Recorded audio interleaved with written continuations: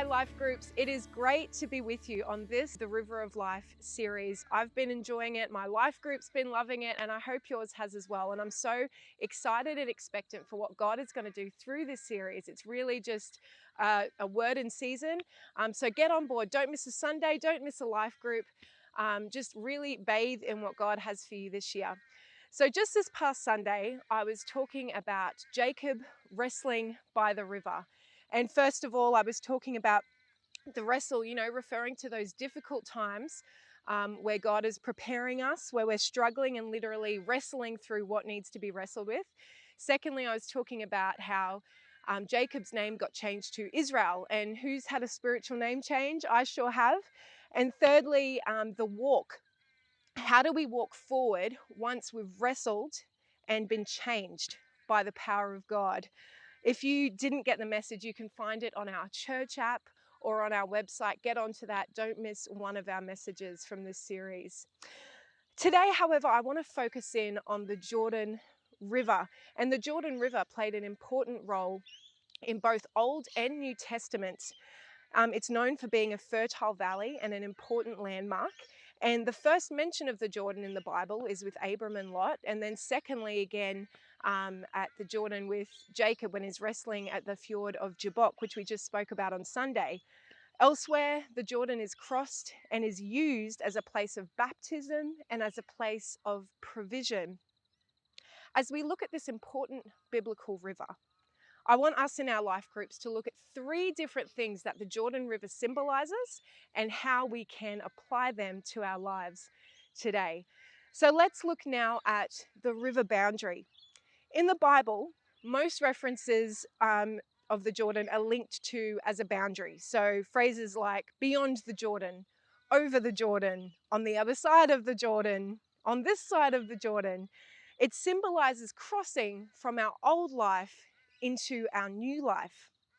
In a bad sense of the term, as a teenager or a younger person, I personally lacked good boundaries. Once I left school, I was headed in the opposite direction of the Jordan River. My faith was weak, my decisions were poor, and I cared little about the "what would Jesus do" catchphrase. I wanted to live my way, and without knowing it, I so badly needed boundaries, but I wanted to give into my flesh. I made bad relationship choices. I put God on the back burner. I was carrying hurts from my past, and I was really setting up myself to fail. But because of the call that God had on my life, He relentlessly pursued me and brought me down to the Jordan River, which I had to cross. And honestly, we don't call Him a good shepherd for nothing. He relentlessly, and I mean relentlessly, pursued me. I so badly needed to work within God's boundaries. And just like many stories in the Bible, God used the river moments to draw me closer to Him and to lead me into the purpose that He had for me.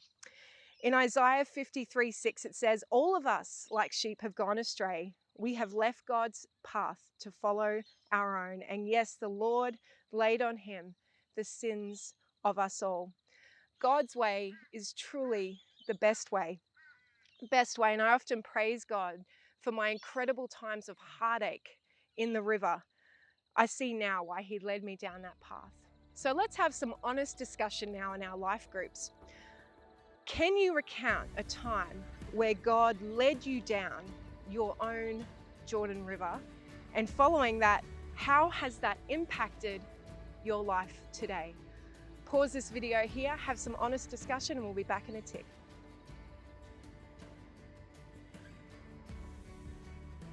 So the Jordan is also a place symbolic of provision and preparation.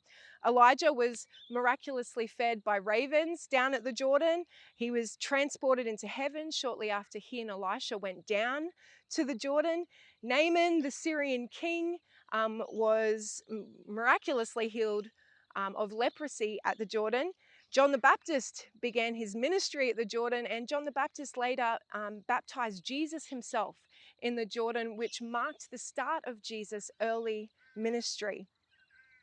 We should never fear crossing the Jordan because it's our training ground. It's preparing us for God's ultimate plan. And look, training grounds are never easy. Who's gotten up early for a boot camp before? It's not an easy thing. You know what I'm talking about. They can take time. They can take resource. They can take shifts in relationships. They can take, working through your spiritual and your emotional baggage. They can take doubts. They can take fears, you name it. But when I think of someone who has had a Jordan experience of hard preparation, I think of Nick Vujicic. Nick Vujicic was born with tetra amelia syndrome, meaning that he was born with no limbs, no arms, no legs. And the Victoria state law at the time when he needed to start school didn't allow people with a physical disability, even though Nick was completely capable in his mind, they didn't allow him to come into school. However, that law changed, and then Nick was able to be integrated into the state school system. But unfortunately, during that time, he became bullied very severely and went into a very deep, dark depression. At just 8 years of age, Nick started to have suicidal thoughts. And at age 10, he attempted suicide in his bathtub. Nick has since said that even back then he had this deep sense of God's call on his life, and that actually stopped him from having any further suicide attempts, which is amazing. And look, he prayed earnestly to God to give him arms and legs, but who knows that God used these dark times to provide for him and to prepare him for an exciting ministry ahead. He grew in spiritual and mental strength and began to embrace what God had made him into and what God had planned for him. He soon realized that he could use his struggles and that he could use his accomplishments to inspire others. He grew in passion, and Nick crossed over the Jordan River.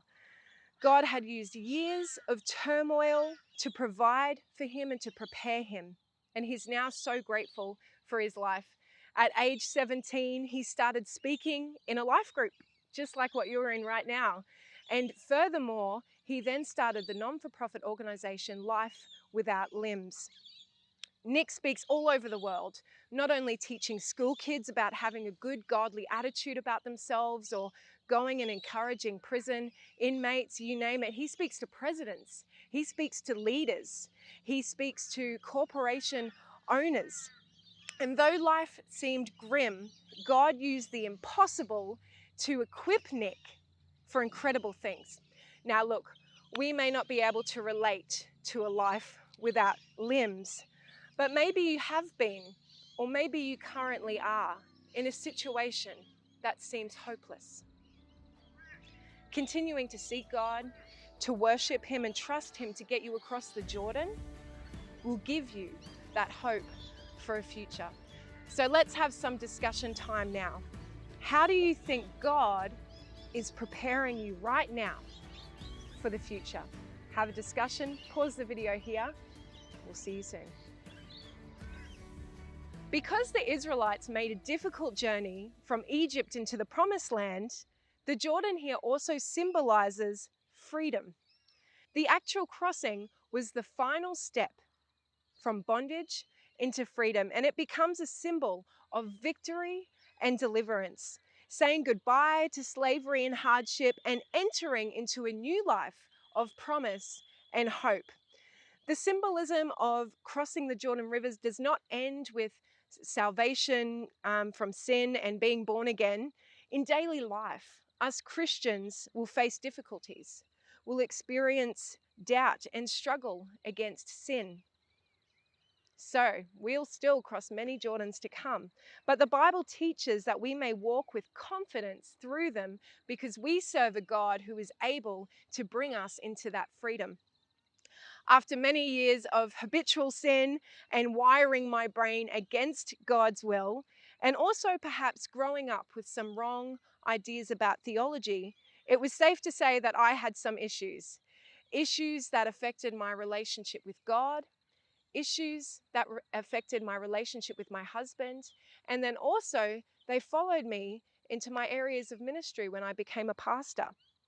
I knew that if I wanted longevity in ministry And I knew if I wanted longevity in my marriage that I had to deal with these things, and I had to deal with them pronto. And God really gave me that wisdom and discernment in that time. Like, hey girl, you got to go for it, and you got to go for it now. You need to come to the Jordan. A part of this journey was being completely transparent with God, completely transparent with my husband. And look, that was a really hard and difficult journey, but a normal man would have run a million miles. But thank the Lord, my husband is a spirit-filled man who loved me and accepted me and helped me through that Jordan time of my life. You see, I was listening to the lie in my mind that I wasn't good enough to be married with a family. I was listening to the lie in my mind that said I wasn't good enough to be in ministry or to represent God. And these lies held me in bondage, stopping me from crossing over to the other side of the Jordan. But wow, when I built up the courage and when God helped me to get to the Jordan and to cross over it, when I gave those lies and those ways of thinking to God and submitted to Him, the freedom I felt made the river so worthwhile. So worthwhile. God literally broke chains off my life. He realigned my brain and my heart with His, and I felt this sense of weightlessness. And when you're not carrying baggage, who knows that it is so much easier to run the race that God has for you. This was such a pivotal time in my life, and I have no doubt that I have many Jordans ahead of me. But I know now that there is hope, that God is good, and that His promises for freedom do not fail. So let's have a discussion again. Where do you currently need to see freedom in your life? Where do you currently need to see freedom in your life? And how do you plan to follow God's leading into the Jordan? Discuss that now. We all have a Jordan River, something that holds us back from fulfilling our calling. But do you trust God enough to get your feet wet and to step into the Jordan? Sometimes being God's ambassadors can be difficult, God's values and the world's values and society's values can be vastly different. But bringing healing to a broken world often requires us to leave our comfort zones and to get a little bit uncomfortable. But our calling is still clear. And just like the Israelites, each of us, as God's children, we must move forward to cross the Jordan to pursue our calling. To do that, we have to get our feet wet. We must take that first step of faith. Though you and I may prefer that God gives us a long list of His plans for our lives for the next however many years, He doesn't promise that. Instead, He asks us to respond to His calling by taking a step of faith today and trusting that He has everything in control. Today, our Jordan rivers may look like a relationship or a job that doesn't glorify God.